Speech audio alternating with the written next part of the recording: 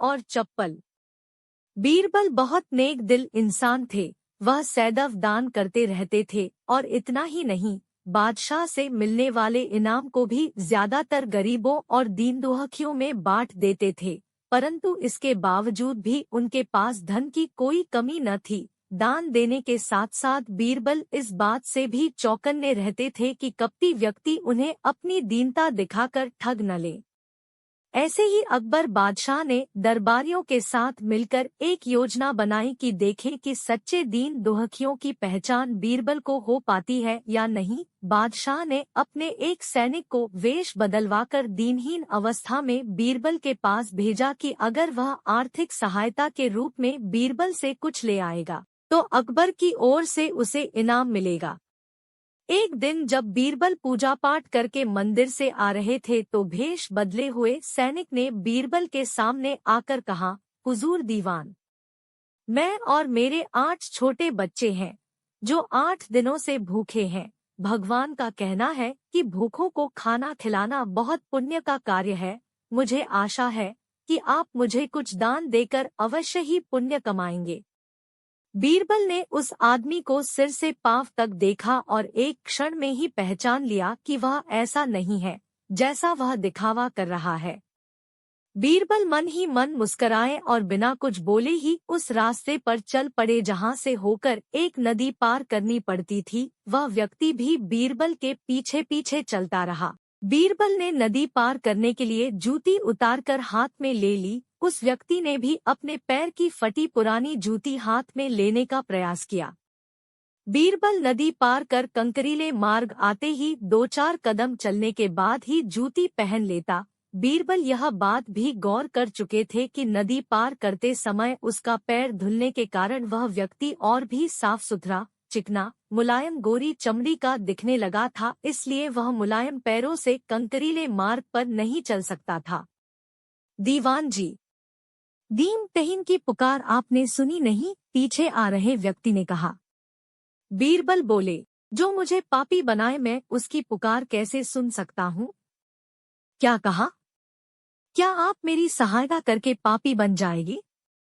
हाँ, वह इसलिए कि शास्त्रों में लिखा है कि बच्चे का जन्म होने से पहले ही भगवान उसके भोजन का प्रबंध करते हुए उसकी माँ के स्तनों में दूध दे देता है, उसके लिए भोजन की व्यवस्था भी कर देता है। यह भी कहा जाता है कि भगवान इंसान को भूखा उठाता है पर भूखा सुलाता नहीं है। इन सब बातों के बाद भी तुम अपने आप को 8 दिन से भूखा कह रहे हो। इन सब स्थितियों को देखते हुए यही समझना चाहिए कि भगवान तुमसे रुष्ट है और वह तुम्हें और तुम्हारे परिवार को भूखा रखना चाहते हैं। लेकिन मैं उसका सेवक हूँ। अगर मैं तुम्हारा पेट भर दूं तो ईश्वर मुझ पर रुष्ट होगा ही। मैं ईश्वर के विरुद्ध नहीं जा सकता, न बाबा ना। मैं तुम्हें भोजन नहीं करा सकता क्योंकि यह सब कोई पापी ही कर सकता है। बीरबल का यह जवाब सुनकर वह चला गया। उसने इस बात की बादशाह और दरबारियों को सूचना दी। बादशाह अब यह समझ गए कि बीरबल ने उसकी चालाकी पकड़ ली है।